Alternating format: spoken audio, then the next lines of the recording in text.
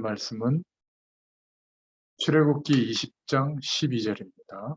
출애굽기 20장 12절 말씀. 우리 한 목소리로 봉독하겠습니다. 내 부모를 공경하라. 그리하면 내 하나님 나 여호와가 내게 준 땅에서 내 생명이 길리라. 아멘. 5월달인데요. 5월은 가정의 달이라고도 하고 어버이날, 스승의 날, 또 이런 중요한 기념할 날들이 있습니다. 일부러 이렇게 메시지를 준비한 게 아니라 저희가 서열의 문답을 쭉 이렇게 읽어가면서 기도 제목을 붙잡는 중에 오늘 10계명의 제5계명 내 부모를 공경하라 이런 말씀을 또 준비하게 된 거 보니까 성령께서 정확하게 우리에게 허락하신 말씀이 분명히 있는 것 같습니다. 오늘은 63문답부터 66문답까지 5계명에 대해서 말씀하고 있는데요. 함께 이렇게 다루면서 기도 제목을 붙잡겠습니다. 5계명은 내 부모를 공경하라. 그리하면 너희 하나님이 준 땅에서 내가 오래 살리라 하신 것이다. 이렇게 답을 하고 있고요. 그러면 이 5계명, 내 부모를 공경하라라고 명한 것은 무엇인가? 그 명하신 것은 각 사람에게 그 속한 지위와 인륜관계, 곧 상하와 평등을 따라 높일 자를 높이고 행할 일을 하라 하는 것이다. 이렇게 답을 하고 있습니다. 65문답에는 그러면 이 5계명이 금하는 것은 무엇인가? 답으로는 각 사람에게 그 속한 지위와 인륜 관계를 따라 마땅히 높일 자를 높일 것과 행할 일을 하게 하지 아니하는 것을 막는 것이다. 이렇게 답을 하고 있고요. 66문답에는 그럼 이렇게 5계명을 지키라고 한 이유가 무엇인가? 그 이유는 이 계명을 지키는 모든 자에게 장수함과 흥왕하는 복을 허락하심이니 다만 하나님께 영광을 돌리고 사람에게 이익이 있도록만 주시는 것이다. 이렇게 답을 하고 있습니다. 비슷한 얘기들이지만 부모님들의 중요성 그리고 자녀가 부모에게서 배워야 할 것이 분명히 있기 때문에 이런 문답의 내용을 준비하고 신앙교육을 했다고 봅니다. 무엇 때문에 부모를 공경하라고 하는가? 우리들 가운데는 불효자도 있겠습니다만은 당연한 얘기인데 이것은 어떤 도덕을 말하는 게 아니라 성경이 말하고 있는 하나님의 말씀이란 말이에요.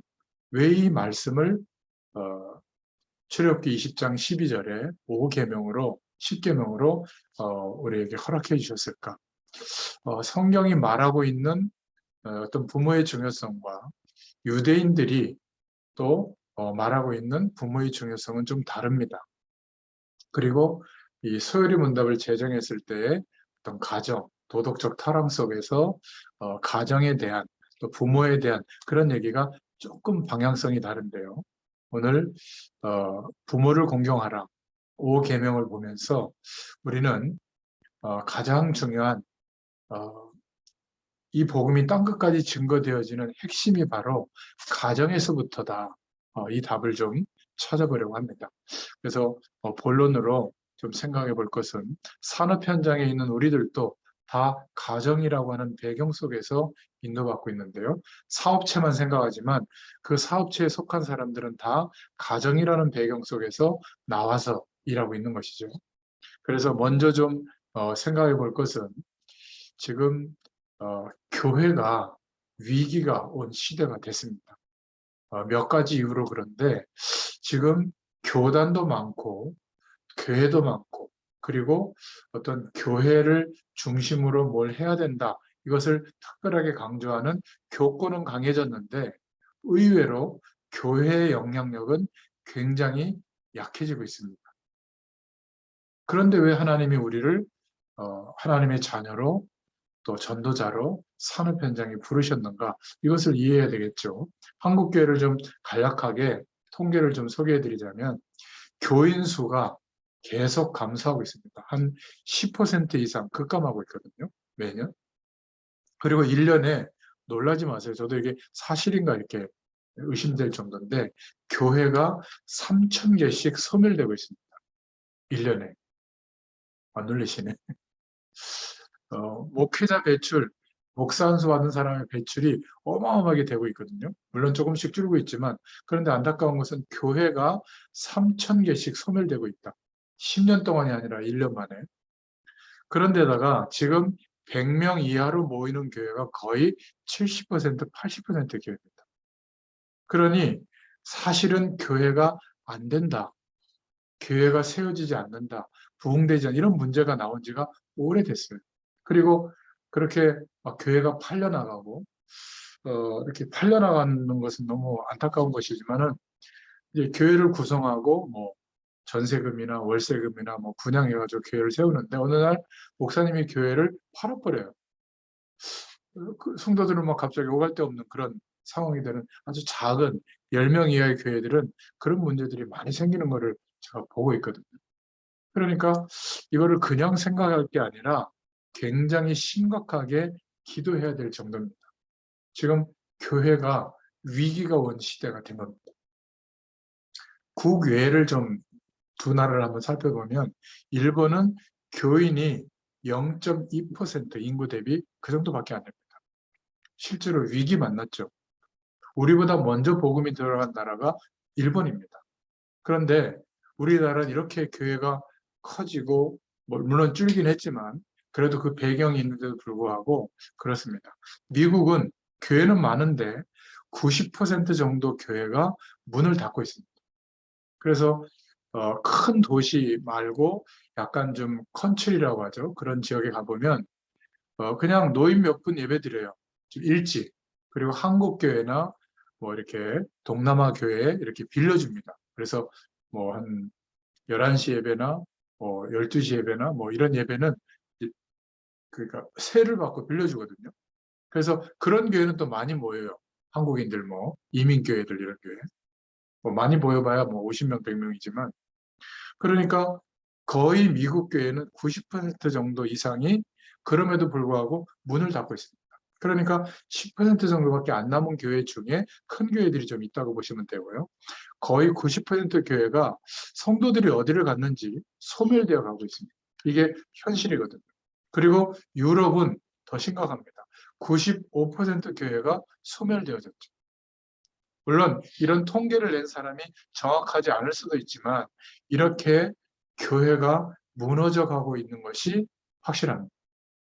두 번째로 좀 생각해 볼 부분은 그 반대로 교권이 굉장히 강하고 교회의 어떤 중요성을 강조하면서 굉장히 크게 부흥한 그런 교회들을 보면 교회가 제가 이런 말을 하긴 좀 그렇습니다만은 거의 개인의 목회자 개인의 사업화되고 기업화되는 그래서 목회자 가족 친척들이 뭐 학교를 담당하는 이사장이 되고 뭐 교회에서 세운 어떤 병원의 이사장이 되고 뭐 어린이집 같은 데 원장이 되고 거의 뭐 가족들 친척들 그 일가족들이 거의 그 뭐라 그럴까요 그런 교회에서 진행하는 선교 사업이 개인 사업화되고 기업화되는 그러니까 한국 교회 중에 그래도 부흥되고 잘 되는 교회 거의 30%는 이런 식으로 가고 있는 게 현실입니다. 그러다 보니까 뭐가 상실이 되냐면 우리는 어릴 때 교회 가면 좋았거든요. 뭔가 이렇게 서로 사랑하고 섬겨주고 어려움이 있으면 같이 나누고 이랬던 교회 분위기가 이제는 없고 판단받고 뭐 이런 것만 많은 것 같아요. 그게 참 너무 안타까워요. 그러다 보니까 교회 공동체가 거의 상실되고 있는 거예요. 공동체의 기능이 거의 무너지고 있죠. 어려움 당해서 힘든 상황이 있는데도 별로 관심도 없고요. 그러니까 나만 은혜 받고 더 이기적으로 막 되는 부분들이 좀 있는 것 같아요. 그런데 아이러니하게도 밖에는 종교의 색채를 띠지 않고 있는데 뭐 공동체들이 막 일어나고 있죠. 여행 가는 공동체, 뭐 마라톤 하는 공동체, 뭐 맛집 투어하는 공동체, 좋은 길 찾아서 이렇게 트레킹하는 공동체 굉장히 다양해지고 있고 요즘 MZ 세대들은 더 굉장히 이렇게 세분화돼서 소그룹 공동체들이 이루어지고 있습니다. 근데 의외로 교회 안의 공동체는 상실되고 있어요. 예를 들면 구역이 그 공동체거든요. 구역에서 그런 모임이 있나요? 그냥 헌금으로 그냥 때우고 말죠. 그냥 회비 내듯이. 구역에 모여서 자기 가정의 기도 제목도 내놓고 함께 기도해주고 어려울 때 서로 부조하고 뭐 이렇게 좋은 일 있으면 격려하고 함께하고 이게 거의 없는 시대가 됐습니다. 오히려 우리 가정의 문제가 드러나면 뭔가 이렇게 말이 들리니까 얘기들을 하니까 아예 그냥 닫고 그냥 예배당에 왔다가 가는 이런 교회가 참 많은 것 같아요. 참 안타깝죠. 그러면서 생기는 문제가 뭐냐면 교회끼리 빈부격차가 너무 심해요. 어떤 교회는 월세 내기도 어렵고 목회자 사례도 거의 못하는데 어떤 교회는 막 너무 이렇게 교회의 어떤 경제력이 넘쳐서 막 이상한 데 막 쓰이기도 하고 뭐 그래가지고 막 세금 맞기도 하고 밖에 막 고발이 돼가지고 막 이렇게 그 뭐라고 그러죠? 그 재판이 벌어지기도 하고 그런 것도 많더라고요 보니까. 그러나 이제 얻어지는 지금 결과가 뭐냐면 현재 대부분의 한 70% 이상의 교회들이 운영이 힘들어지니까 지금 예배드리는 건물 문제 때문에 갑자기 뭐 그 건물주가 뭐 한 5천만 원 올려줘라, 뭐 1억 올려줘라 이러면 그 예배당을 쓰지 못하는 겁니다. 그러니까 또 변두리로 자꾸 이렇게 옮겨야 되는데 그럼 교인들이 거기까지 못 따라오니까 고민하기도 하고요. 이러다 보니까 무리하게 막 밀어붙여서 성전 건축을 하다가 뭐 그걸 갚지 못해가지고 부도가 나는 교회가 부도가 날 수가 없는데 이래서 나오는 물건들이 굉장히 많아요. 이거를 거의 이상한 종교단체들이 다 흡수하고 있거든요. 이게 너무 안타까운 거예요. 이 현실을 진짜 보면. 그러니까 주로 뭐 조그마한 건물에 반지 하나 이런 데 가보면 기도원 교회들이 굉장히 난립하고 있거든요. 근데 몇 년 지나고 보면 없어요. 이름도 막 바뀌기도 하고. 그러다 보니까 결과적으로는 교인들이 교회를 이탈하는 상황이 굉장히 많아진 겁니다. 그리고 어디에나 이제는 유튜브를 통해서 또는 방송 설교가 이제 나오기 때문에 이제 어디서나 예배하고 내가 마음에 드는 교회에 그냥 헌금하고 그 교회에 속하지도 않고요. 아니면 이제 선교사님들도 본인의 선교 사역을 이렇게 홍보하는 유튜브 채널을 갖고 있는 데는 그냥 이렇게 막 슈퍼챗으로 보내기도 하고 아니면 그 소식 듣고 그냥 거기에다가 뭔가 하나님 앞에 내가 하나님의 일 했다는 그런 어떤 마음으로 그냥 거기다 헌금하고 말지 어떤 조그마한 교회에 소속이 돼가지고 함께 막 공동체를 이뤄가는 것들이 점점 어려워지는 시대가 됐습니다. 이게 속도가 굉장히 빨라지고 있거든요. 여기에 대해서 위기를 느껴야 되는데 가능하면 큰 교회들이 그런 교회들을 끌어안고 사례비를 좀 감당하거나 우리 그 분당 우리 교회인가 이찬수 목사님 몇 주 전에 아예 이제 분립 개척으로 선포하고 흩어버렸더라고요 교인들을. 그러면서 이제 분당 우리 교회는 없다고 선포하는 걸 제가 어디서 기사로 한번 네이버인가 거기에 뜬 것 같아서 본 것 같은데 그러니까 좀 어려운 교회들을 함께 끌어안고 가는 이런 것보다는 그 교회에 있는 성도들이 우리 교회에 와서 막 부흥이 되면 막 그걸 막 너무 기뻐하는 저는 기뻐할 수가 없을 텐데 그런 걱정이 안 될까. 이러다 보니까 우리 교회는 부흥되는 것 같은데 그냥 한국 교회 전체적으로 볼 때는 이렇게 교인 수는 계속 10% 이상 감소하고 1년에 3천 교회가 소멸되고 있다면 결국은 부흥이 안 되는 건데 나만 우리 교회만 괜찮으면 된다. 이런 것들을 두고는 우리가 좀 제대로 보고 기도해야 될 줄로 믿습니다. 이대로 가서는 안 될 것 같아요. 세상에서 무슨 경제 논리로 안 되는 그런 업체들은 빨리 없어지고 그거를 세금을 동원하거나 연명하도록 도와주는 게 아니라 잘 되는 쪽이 더 잘 되도록 하는 이게 세상에서의 경제 논리잖아요. 근데 교회는 그 논리가 통하면 안 되는데 뭔가 그렇게 성도들도 생각하고 있는 겁니다. 저렇게 어려운 교회를 왜 유지해야 되냐? 그렇지 않거든요. 제가 참 그 시간이 갈수록 뭔가 세속주의가 교회 안에 들어오다 보니까 커지고 막 대단하게 부흥되면 여기는 성령이 역사하는 교회고 작은 교회는 하나님이 안 계신 것처럼 생각하는 이런 분위기가 참 많더라고요. 선교 사역도 큰 사역을 하는 선교 사님도 있지만 그러나 조그마한 교회를 세워서라도 그 선교 현장에서 복음의 빛을 비추는 이것도 동일한 사역이거든요. 근데 성경장에 가보면 이제 그런 생각들을 우리가 또 할 때도 있습니다. 그래서 하나님이 이때 우리를 부르신 겁니다. 복음 속에. 그렇다면 우리가 해야 될 일이 무엇이겠는가? 이런 현장을 살릴 수 있는 길은 하나밖에 없습니다. 전도를 전문화해야 됩니다. 특히 산업인 사명자들은 기억하시기 바랍니다. 100%다 우리의 산업 현장에서 전도운동이 시작될 수 있도록 기도할 수 있기를 바랍니다. 이 전도운동은 평신도들이 교회 근처에서 전도운동하는 것과는 완전히 다른 거예요. 전문 현장을 향한 하나님의 계획이 무엇인지를 깨닫도록 하시는 겁니다. 그리고 모든 평신도들은 자신의 삶 속에, 한 주일의 삶 속에 하나님이 하시는 전도가 지속될 수 있는 현장 조직을 다 가져야죠. 하나님이 준비해 두셨는데 없어요.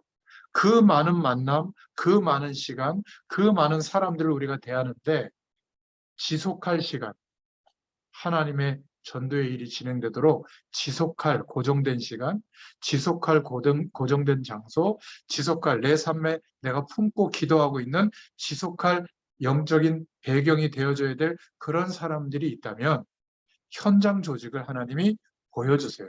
그게 바로 우리가 초대교인들이 가졌던 5기초라고 우리가 이해하고 있는 거죠.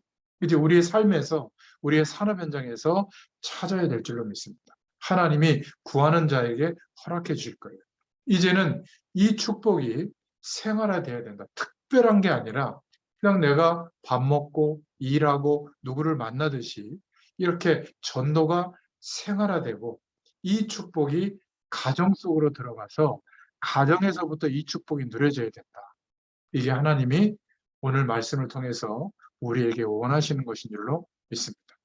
알고만 있어도 돼요. 그러면 선교 전략도 바꿔야죠. 저 후진국 같은 데서는, 문화권이 나인 데서는 아예 선교사님들을 통해서 직접 그 학생들 또 청년들, 그 성도들 중에 선교사를 키워서 거기에서 파송해야지. 그렇지 않으면 다른 종교단체의 현장을 다 빼앗깁니다. 아프리카도 10년쯤 지나면 더 이상 마음 놓고 들어가서 선교활동할 수 없는 지경에까지 갈 것 같아요. 몰슬렘들이 어마어마한 속도로 완전히 일치된 힘으로 산업구조부터 장악하고, 그리고 그 산업구조 속에 직업을 이렇게 약속하면서 모아서 아예 그 이슬람 사원을 대단하게 짓고 거기에서부터 거꾸로 구석구석까지 파고 들어가는 이런 대도시 전략을 펴고 있거든요. 막대한 국가에서 지원하는 그런 자본금이 들어가서 아예 그냥 유통산업을 다 싹버리는 겁니다. 그 조직이. 참 그런 거 보면 생각해 볼 부분이 많이 있는 것 같아요. 그래서 제대로 전도운동 하면서 우리 교회, 여기를 넘어서서 함께 연합하는 원네스를 이루는 공동체로 선교 전략도 가야 된다. 기도 제목을 꼭 잡으시길 바랍니다. 전도 전략도 바꿔야죠. 주의 종들이 이 복음의 메시지, 이 전도 하나 이해 못한 것이 이렇게도 큰 문제로 현장에서 지금 다가오고 있습니다. 특히 산업인들은 산업 현장만 보지 말고 산업 현장 속에 교회가 위기를 만나고 있구나. 지금 성도들이 갈 바를 몰라서 교회에서 이탈되는 상황이 너무나 많이 있구나. 아마 산업 현장에도 많이 있을 겁니다. 그래서 어디서부터 이 중요한 문제들을 해결할 시작이 돼야 되겠는가? 교회에서도 돼야 되겠지만 가정에서부터 시작돼야 될 줄로 믿습니다. 그런 면에서 부모의 중요성이 너무나 중요하다. 성경이 오늘 내 부모를 공경하라, 이 말은 뭐 카네이션 그 어버이날에 달아드리고 용돈 드리는 거, 뭐 그게 공경하는 게 아닙니다. 굳이 세상에서도 할 수 있는 말을 성경 말씀으로, 특히 계명으로 하나님이 말씀하셨다는 것은 너무 중요하기 때문에 그렇습니다. 그래서 부모의 입장에서 부모의 중요성을 한번 생각해 보면요, 부모의 신앙이 그대로 후대들에게 전달됩니다. 이런 의미에서 부모의 신앙이 우리에게 전달됐다면 부모를 공경하라, 이 말이거든요. 신명기 6장 4절부터 9절의 말씀. 애굽에서 나온 부모들이 이 신앙을 어떻게 전달했겠는가? 번제를 드림으로, 또 지성소를 중심으로 성막이 움직이면 따라가고 성막을 향하여 말씀을 따라 이렇게 인도받도록 했죠. 그런데 이것이 다른 각도에서 전달되다 보니까 이스라엘의 멸망과도 관계가 있는 겁니다.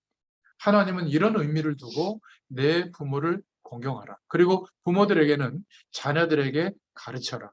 후대들에게, 다음 세대에게 가르쳐라. 이런 의미에서 말씀하고 있는 겁니다. 유대인들이 어떻게 가정교육을 했는지를 살펴볼 필요가 있습니다. 유대인들은 가정에서 세 가지를 가르쳤습니다. 아예 가정에서부터 경제가 무엇인지를 가르쳤거든요. 그리고 전문성을 어릴 적부터 가정에서 찾도록 도와줬습니다. 남들이 하는 거 말고 그 분야에 비어있는 부분을 보도록, 그리고 어릴 때부터 그 비어있는 부분에 대안을 준비할 수 있는 전문성을 보여주고 알려준 겁니다. 그리고는 적어도 3개에서 5개 정도의 언어를 하도록 가르쳤거든요. 세계화할 수 있는 눈을 열어준 겁니다. 그러니까 내 부모를 공경하라, 이 말은 단순하게 부모에게 효도만 해라, 뭐 마음을 좀 공손하게 해라, 이런 차원이 아니라는 거죠. 이 유대인들은 가정에서 누리는 축복을 이제는 회당으로까지 연결시킨 겁니다. 그래서 나름대로 삶의 규범으로 만들어서 쉐마, 토라, 탈무드로 확인시켜서 아이들의 마음속에, 생각 속에 집어넣는 겁니다. 근데 이거는 복음이다 아니다 이전에 부모님들의 영향력으로 이 유대인들은, 물론 100%는 아니지만 대다수의 가정에서 우리 자녀들은 용돈 얘기하고 있을 때 유대인들은 13살에서 15살쯤 되면 성인식을 하거든요. 그러니까 적어도 이 아이를 기억하고 있는 주변의 사람들이 그 성인식을 할 때 이 아이에게 필요한 기본적인 경제 물질이 갖춰지도록 좀 힘있게 십시일반으로 준비해서 거의 한 1억 원 가까이, 그 이상의 경제 기반을 성인식 때 만들어준대요. 우리하고는 좀 다르죠. 그리고 성인식 하는 날 벌써 이 아이가 나름대로 찾은 그 전문성과 연결되는 전문인들을 특별히 초대해서 이 아이에게 전문 분야의 얘기를 해주고 멘토로서 연결시켜주는 이런 일을 한답니다. 거기다가 어느 나라에 떨어뜨려 놔도 살아남을 수 있도록 언어가 3개에서 5개 정도 능통하게 되는 그런 교육을 시키고 나니까 하나님이라는 믿음을 빼놓고도 세상에서 이기게 되는 겁니다. 이걸 어디에서 했냐면 가정에서부터 했거든요. 그런데다가 아이들이 흔들릴 시간이 없는 게, 세상에 나가면 흔들리잖아요. 세상에 나가면 바로 회당으로 연결이 돼요. 그리고 로지라고 하는 모임을 만들어 놓고 전 세계에 10만 군데가 있다. 여기에 연결되어져서 사회생활을 하거든요. 그리고는 굉장히 엘리트로서 성공하는 아이들은 프리 메이슨으로 흩어져서 유대인들을 지금 키우고 있는 겁니다. 그러니까 전 세계의 각 분야의 탑 엘리트들, 탑 시크릿이 되는 그 조직 속에는 전문인들이 다 배경이 돼서 이 유대인들을 끌어주고 있는 겁니다. 놀랍지 않습니까?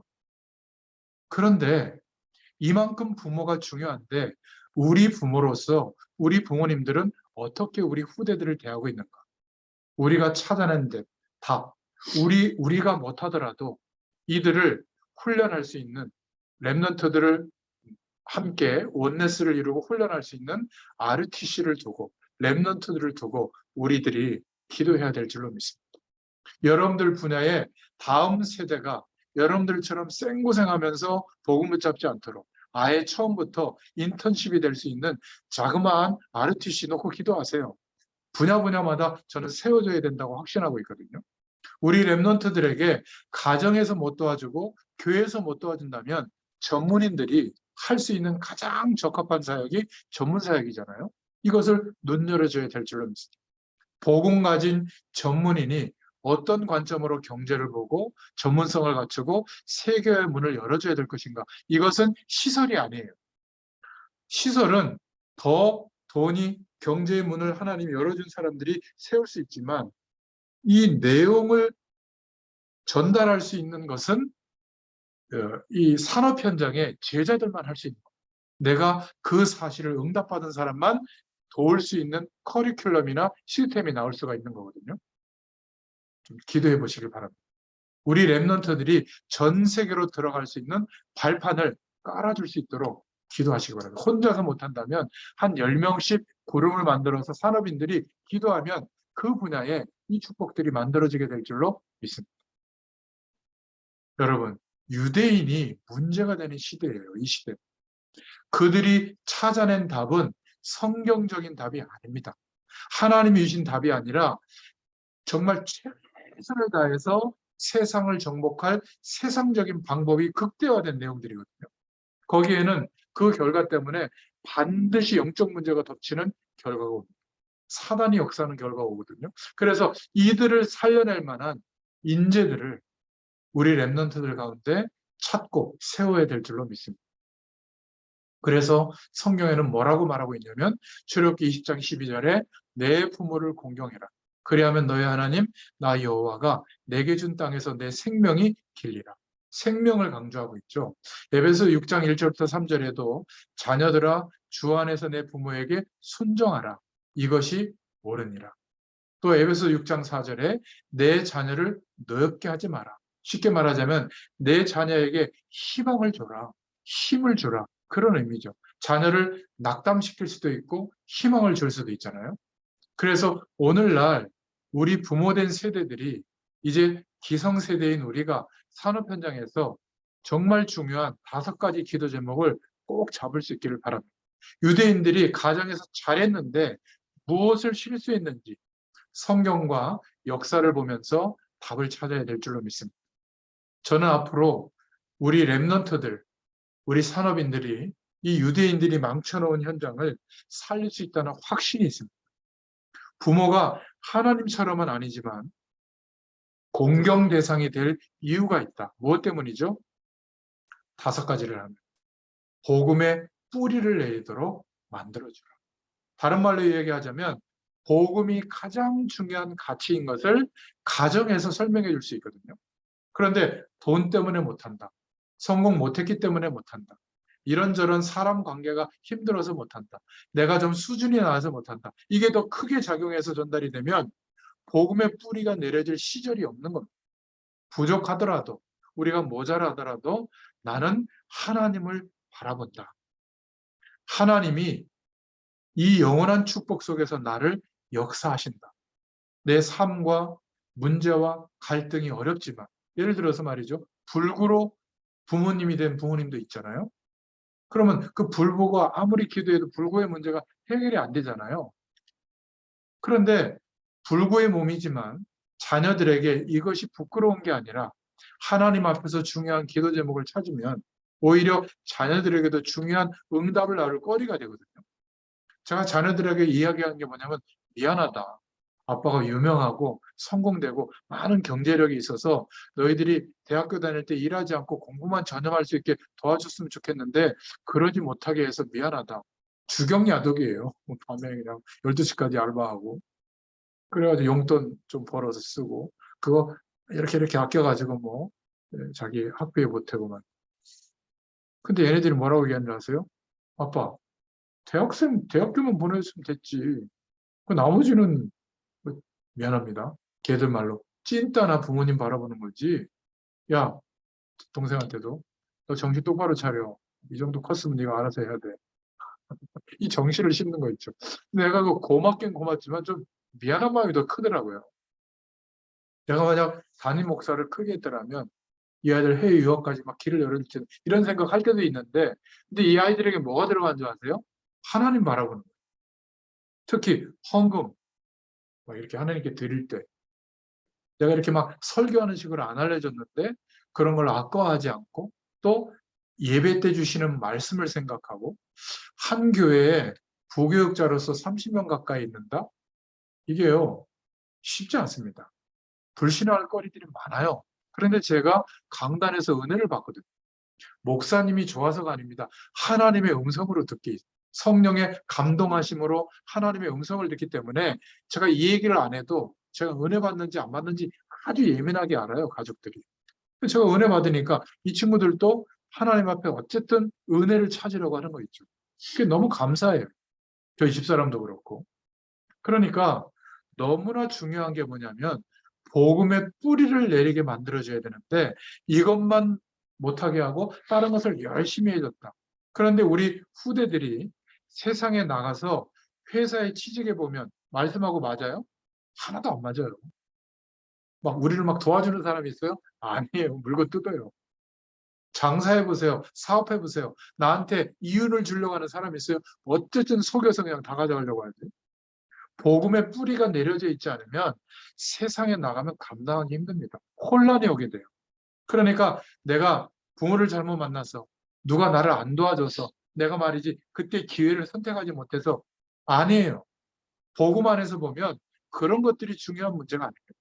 오히려 찬스죠. 하나님을 24시간 바라보는 중에 하나님의 영원한 축복 속에서 살아갈 수 있는 가장 중요한 하나님의 기회가 온 겁니다. 우리에게 허락하신 것이죠.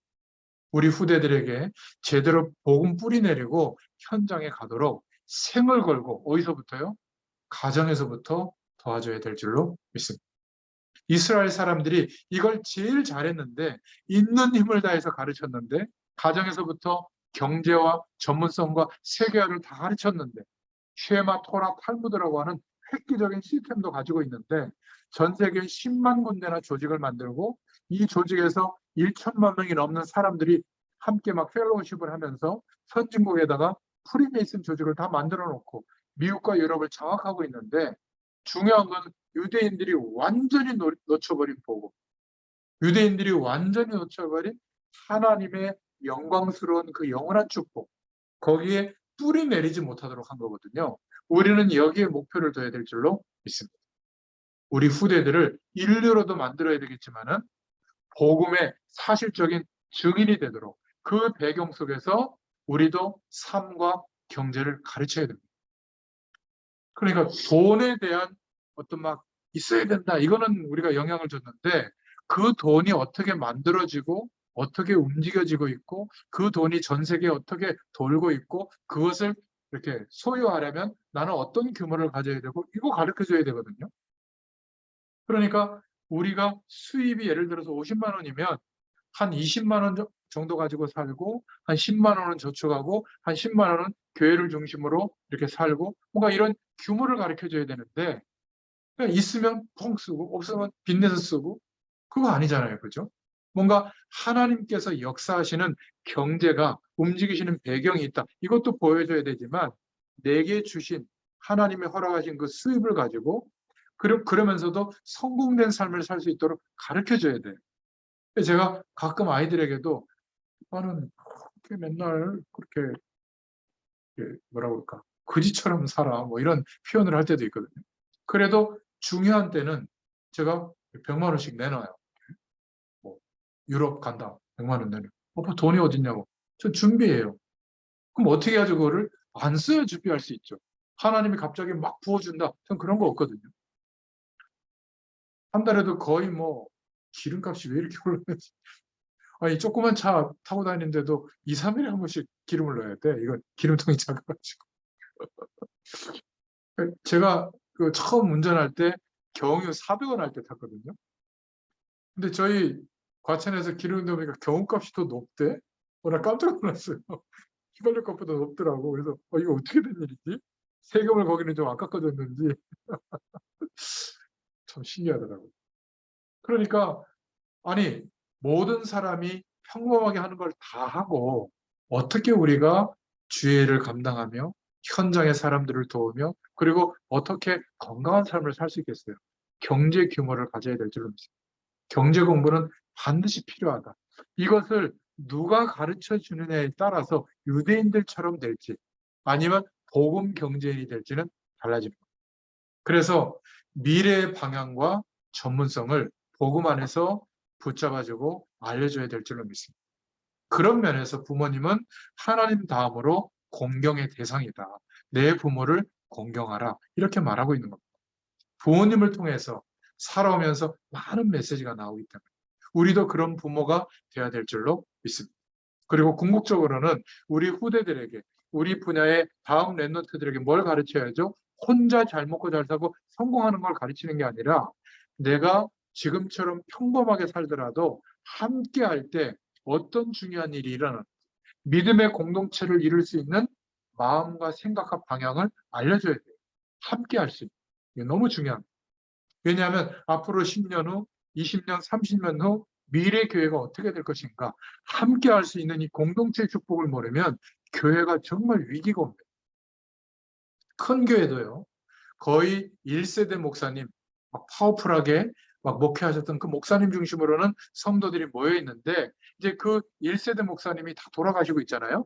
그 다음 뭐 아드님이 목회를 하든지 다른 목회자가 왔든지 거의 그 파워풀한 목회가 안 되고 교회가 분화되고 갈라져 나가고 막 흩어져 가고 있거든요. 그러니까 순복음교회만 해도 굉장히 세계적인 1등 교회 아니었습니까? 근데 숫자가 많이 줄고 있다는 그런 통계를 제가 보고, 아, 그렇구나. 여러분, 공동체의 축복을 두고 거창하게 생각하지 마시고요. 우리 산업 분야에, 여러분들 일하는 분야에 나는 평생 10명의 복음의 동역자들을 찾을 것이다. 기도하세요. 하나님이 그 문을 열어주실 줄로 믿습니다. 그래서 앞으로 우리 랩런트들을 통해서 너는 성공이 목적이 아니다, 그런 공동체들을 찾고 세워서 정말 선교 현장, 전도 현장의 어려움을 감당하는, 그리고 새로운 그런 제자들을 세울 수 있는 것을 뒷받침할 수 있는 클럽을 만들어내라. 공익재단을 만들어내라. 원네스 미션 클럽이라고 우리는 기도 제목이 있잖아요. 요즘 보면 좀 유명무실해진 것 같아요. 보니까. 저와 여러분들은 더 구체적으로 공익재단, 내 산업이 축복을 받아서 전문성이 있기 때문에 이 사람에서 분화된 그 선교적 기업은 하나님께 다 드려도, 1년 내내 드려도, 수입을 드려도 경제활동을 하지만 괜찮을 만한 축복을 달라고 기도하세요. 아니, 하나님이 역사하시면 될 거 아니에요. 그죠? 나는 안 되지만. 저는 기도하고 있습니다. 제가 움직이고 있는 모든 현장에 10개의 그런 공동체를 이루는 10개 공익재단을 세우고 하나님 가게 해주십시오. 이 10개 공익재단만 합쳐도 세계복음화에 큰 문들을 열 수가 있는데, 이것은 누가 하신다고요? 하나님이 하십니다. 우리는 그냥 이 기도 제목을 믿고 오늘 하루를, 주어진 현실을, 문제와 어려운 가운데 있더라도 성실하게 임하시면 됩니다. 그것을 감사함으로 임하시면 돼요. 만약 내가 수준이 안 돼서 좀 이렇게 달란트와 그릇이 너무 작으면 하나님이 그 축복의 사람을 10명의 기도 제목 속에 붙여주시면 될 거 아니에요. 그죠? 그래서 함께 할 수 있는 기도 제목 꼭 가지시길 바라고, 우리 후대들에게도 이 언약을 산업 현장에서 전달해 주시기를 축원드립니다. 그래서 얼마나 하나님이 중요했으면 내 부모를 공경해라. 그러면 내 생명이 길 것이다. 이 땅에서 잘 되고 장수할 것이다. 부모에게, 부모된 우리에게는 이만큼 부모가 중요하다는 말이죠. 산업 현장도 마찬가지입니다. 그래서 정말 우리가 하나님께 가장 중요한 축복을 부모의 입장에서 누릴 수 있기를 축원드립니다. 부모 공경을 사람에 대한 첫 계명이라고 말씀하고 있죠. 10계명의 1계명에서 4계명까지는 하나님에 대한 계명이잖아요. 영적인 영원한 축복을 누릴 수 있는 그 원리라면 5계명부터 10계명까지는 사람에 가는 것인데, 여기에 가장 첫 계명이 내 부모를 공경하라는 겁니다. 그러면 내가 땅에서 잘 되고 장수할 것이다. 그래서 세 번째로, 또 부모된 입장에서, 자녀된 입장에서 부모를 통해서 자녀가 배워야 될 것은 무엇인가? 우리 자녀된 입장에서 생각해 볼 것은, 오늘 계명을 부모를 통해서 인격을 배워야 될 줄로 믿습니다. 여러분, 내가 가장 존중해야 될 사람이 누구인가를 배워야 됩니다. 오늘 소요리 문답으로 답을 하기를 명예와 의무를 소홀히 하지 말라고 했죠. 그러니까 내가 부모에게 효도하는 것은 가장 중요한 의무를 배우는 거예요. 그리고 인간에게 가장 필요한 것이 예절인데, 이 효도는 예절을 배우는 시작이죠. 어떤 사람들은 막 식당 같은 데 가서 그 서빙하는 분들에게 막 이렇게 막 거의 막 반말 비슷하게 막 욕 비슷하게 막 하는 분들이 있어요. 그리고 막 기도하고 먹더라고요. 뭐 이렇게 좀 막 하대하듯이 말이죠. 그리고 막 이렇게 잘못 가져올 수도 있잖아요. 그럼 막 이렇게 막 몰아붙이고 막 그러는 분들이 있더라고요. 참 예절이 없는 것 같아요. 그리고 막 이렇게 목사님 모시고도 그러는 사람 봤는데, 제발 제가 그러지 말라고. 뭐 좀 덜 갖다 주면 어떻고 많이 갖다 주면 어떠냐고. 막 너무 막 따지는 거 있어요. 아니 왜 이렇게 비싼 거 시켰는데 내용이 이딴 것밖에 안 갖다 줘. 시인플로다가 막 다 따라기도 막 그러는데 하여튼 부모에게서 인격을 배워야 될 줄로 믿습니다.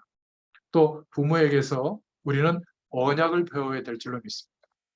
만약에 불신 부모, 문제가 많은 부모가 우리의 부모들이라면 우리는 거기에서 하나님의 언약을 꼭 찾아낼 수 있기를 바랍니다.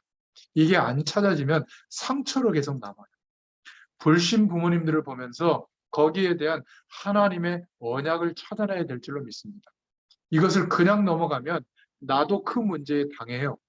결혼해보면 처음엔 좋아서 결혼했는데 나중에 부딪혀서 이혼할 위기에 가는 게 왜 그렇죠? 그 문제를 똑같이 겪는 겁니다. 또 나는 부모처럼 그렇게 안 살고 잘 살 거야. 그런데 똑같이 경제 규모를 가르쳐주지 않으면 경제적인 어려움이 옵니다.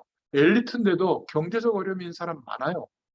그리고 건강에 대해서도 꼭 언약적 축복이 무엇인지를 알려줘야 될 줄로 믿습니다. 부모님으로부터 영적인 것을 제대로 깨닫고 언약을 찾아내야 된다.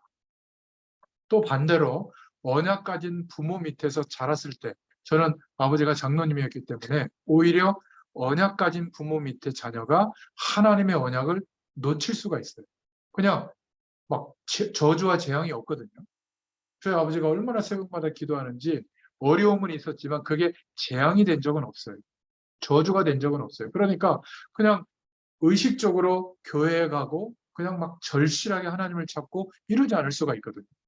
복음적인 축복이 놓쳐질 수가 없다. 그러나 언약을 이어받은 요셉처럼 창세기 3장 15절의 언약을 깨달으면 승리하는 인물이 되죠. 출애굽기 3장 18절의 언약을 이어받은 모세처럼 언약을 붙잡으면 하나님께 쓰임받게 됩니다. 디모데후서 1장 1절부터 5절에 디모데가 할머니와 어머니에게서 배운 언약을 제대로 붙잡고 바울을 끝까지 돕고 함께 복음 운동했던 전도자로 세워졌죠. 그리고 세 번째로 부모의 마음에 담겨져야 될 줄로 믿습니다. 우리 자녀들 우리가 성공된 자녀들은 성경에 보면 부모님의 마음에 담겨 있습니다. 그런데 부모님이 우리를 볼 때 걱정되는 자녀가 있죠. 참 성공하기 어렵습니다.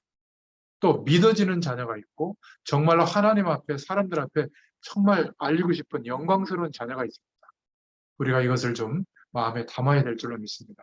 창세기 37장 11절에 야곱이 요셉의 말을 마음에 담았더라. 이렇게 기록하고 있죠.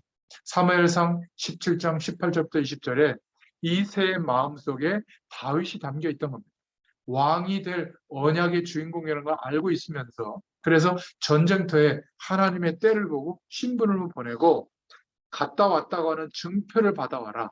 그러니까 뭔가 하나님의 인도를 받게 된 거죠. 여러분, 우리가 부모님의 마음에 굉장히 믿음으로 담겨 있기를 축원드립니다. 교회에 많은 또 성도들 중에 교회에 많은 렘넌트들 중에 우리 자녀들이 주의 종의 마음에 담겨 있기를 축원드립니다. 말하자면 저와 여러분이 또 여러분의 자녀가 목회자의 마음에 담겨 있다면 계속 그 목회자가 기도하지 않겠어요? 그 사람은 제대로 하나님의 응답을 받게 되는 것 같아요. 저도 우리 자녀들이 저를 닮아가지고 약간 잘난 척도 하고 좀 이렇게 튀고 이런 게 있는데 기도하고 있습니다. 우리 자녀들을 지도해주는 학교의 세상의 스승, 또 지도자, 또 교육자들의 마음에 또 우리 부모의 마음에 담기는 후대가 되게 해달라고 저도 기도하고 있고 우리 자녀들도 기도하고 있습니다. 이 문답서는 대답을 간단하게 얘기했지만 하나님의 말씀으로 볼 때 이런 중요한 기도 제목들이 담겨 있는 줄로 믿습니다. 그래서 결론적으로 저와 여러분은 이 전문 현장에서 응답을 받는 출발이 우리의 가정, 우리의 가문이 되도록 기도하시길 바랍니다. 철저하게 실패된 우리 부모님들 또 어른들이 있을지라도 또 우리가 조금 실패했을지라도 끝까지 축복의 발판으로 만드시길 바랍니다. 우리 가족이 이상하다면 부모가 이상하다면 언약 붙잡고 하나님 주신 힘을 구해서 견디시기 바랍니다. 이유는 축복의 발판으로 바꾸기 위해서. 우리 청년들이 어렵다고 결혼해서 쉽게 이혼하지 마시기를 바랍니다. 절대 그러면 행복이 없어요. 혼자 살면 행복한 것 같잖아요? 똑같이 어려워요. 어떤 면에서는 견디고 이겨내도록 성령의 도우심을 구하세요. 싫으면 헤어져야지. 전 그렇지 않은 것 같아요. 결혼할 때 심사숙고하고 제발 덥석하지 말고 결혼했으면 책임도 있잖아요. 기도하면서 좀 이길 수 있도록 기도하시기 바랍니다. 왜 그러냐? 축복의 발판으로 우리 가정이 되어지도록 기도하시길 바랍니다. 여러분의 부모님, 가문의 좋은 점, 안 좋은 점을 잘 하나님께 기도하면서 언약 안에서 축복의 발판으로 만드시길 바랍니다. 저는 저희 아버지가 그렇게 가정을 끌어가셨던 것을 봤거든요. 저는 저희 아버지보다는 못하지만 적어도 우리 자녀들과 저희 집사람과 함께하는 우리 가정은 내가 마음적으로 포기한다거나 아무리 어려워도 하나님 앞에 구하지 않는다거나 이것은 내가 하지 않겠다. 정말 하나님 바라보면서 정말 그런 내가 할 수 없지만 할 수 없는 영역은 하나님께 정말 기도하면서 그러나 내가 할 수 있는 부분은 끝까지 견디고 축복의 발판으로 만들 것이다. 가끔 우리 아이들이 그런 얘기를 해요. 엄마 아빠 참 우리 집은 좋은 게 하나 있어. 속 얘기를 다 해도 부모한테 이렇게 이상한 느낌이 안 들고 우리는 막 떠들 수 있어도 좋아. 근데 엄마 아빠 이거 감사하게 생각해야 돼. 딴 집은 아무 소리도 안 한대요. 우리는 너무 시끄러워가지고 막 야, 3마디 이상으로 좀 줄여줘라. 어떤 주제에 대해서. 그냥 줄줄 얘기하면 좀 들어 이러면서 막 계속 얘기하고 그러는. 제가 좀 안 좋은 게 밖에서 이렇게 많이 떠들다 보니까 집에 가면 좀 가만히 있고 싶어요. 그러니까 뭐 영상을 보거나 막 이러고 내가 이 영상이 재미있어 보는 줄 알아요. 내 방도 없고 마루에서 다 막 북적북적 하잖아요. 그러니까 뭔가 이렇게 그래서 일주일에 한 번 정도 이렇게 이름 모를 강가에 가가지고 루어 낚시 이렇게 베스 잡기 위해서 막 던지면서 한 대여섯 시간 보내고 오거든요. 근데 그것도 뭐라고 그러는 것 같아요. 뭐 기름값 비싸게 들어서 그 쓸데없는 짓을 하러 가냐고. 그래서 참 좀 약간 좀 고민되기도 하는데 벌써 2주째 못 갔는데요. 이번 주 금요일은 또 막내 또 병원 한번 데리고 갈 일이 있어가지고 또 가야 되고. 하여튼 그렇습니다. 여러분 왜 축복의 발판으로 만들어야 됩니까? 기도 제목 제대로 잡으세요. 우리의 과거는 그리스도 밖에 있던 모든 것들은 끝난 겁니다. 거기 있을 필요가 없어요. 우리는 자꾸 현실이 전부라고 생각하는데 현실 속에 내 정체성을 두잖아요. 죽을 때까지 흔들립니다. 내 정체성은 현실 속에 있는 게 아니라 어디에 있죠? 하나님 나라에 놓여져 있는 거예요. 나의 정체성은 그리스도 안에 있는 거예요. 그래서 철저하게 축복의 발판으로 만드시길 바랍니다. 견디세요. 내가 힘이 없으면 하나님께 능력을 달라고 기도하세요. 전적으로. 정말 힘들면요. 24시간 주님 바라보게 되더라고요. 하나님이 알게 만들어주십니다. 이런 은혜가 있기를 예수님의 이름으로 축원드립니다. 우리 가정의 달, 특별히 우리 후대들과 우리 가정을 생각하면서 오늘 말씀 내 부모를 공경하라. 산업 현장에서 다시 한번 기도 제목을 붙잡는 저와 여러분 되시기를 축원드립니다. 하나님 너무 감사합니다. 가정에서부터 하나님의 이 놀라운 축복이 실제가 되도록 부모된 우리 또 자녀된 우리가 정말 십계명의 말씀처럼 내 부모를 공경하라고 하는 말씀 안에 담긴 이 놀라운 기도 제목들이 우리에게 응답되도록 하나님께서 역사하여 주시기를 소원합니다. 이미도 그 축복의 대열 속에 있음을 감사드립니다. 전도가 생활화되게 하시고 우리의 삶 속에 하나님의 축복이 계속되어지도록 역사하여 주옵소서. 예수님의 이름으로 감사하며 기도드렸습니다. 네. 감사합니다.